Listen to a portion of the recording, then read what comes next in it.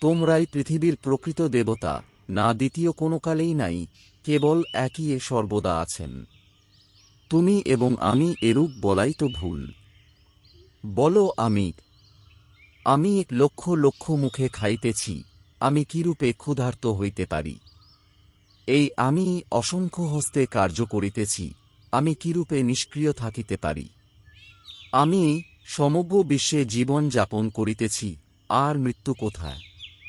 আমি সমস্ত জীবন মৃত্যুর ঊর্ধ্বে।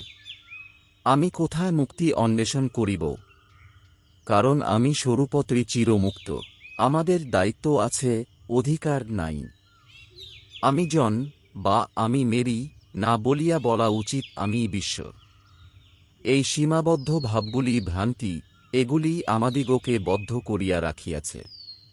আমি জন এই চিন্তা মনে উদিত হইবা মাত্র, যেন আমি কতকগুলি বাস্তব অধিকার চাই, এবং বলিতে থাকি আমি ও আমার, এবং ক্রমাগত নূতন পার্থক্য সৃষ্টি করি। এরূপে নূতন পার্থক্যের সঙ্গে আমাদের দাসত্ব বা বন্ধন বাড়িতে থাকে, এবং আমরা সেই সর্বগত অখণ্ড অনন্ত অভেদ সত্তা হইতে ক্রমশ দূরে সরিয়া পড়ি। একমাত্র অদ্বিতীয় পুরুষই আছেন, আমরা প্রত্যেকেই সেই।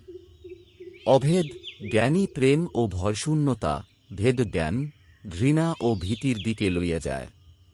অভেদভাব একত্বই সকল প্রয়োজন মিটাইয়া দেয়। এই জগৎ আমাদের বুদ্ধির মধ্য দিয়া দৃষ্ট সেই নির্গুণ ব্রহ্মমাত্র। প্রকৃতপক্ষে জগৎ সেই নির্গুণ সত্তামাত্র, আর আমাদের বুদ্ধির দ্বারা উহার উপর নামরূপ দেওয়া হইয়াছে।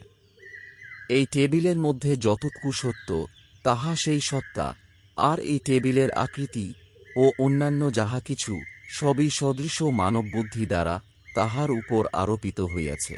যিনি আমাদের আত্মার আত্মা, তাহাকে নিত্য মুক্ত আনন্দময় ও নির্বিকার পরব্রহ্ম বলিয়া জানাই প্রকৃত জ্ঞান। এই জ্ঞানই আমাদের সুদৃঢ় ভিত্তি, আমাদের আশ্রয়স্থল।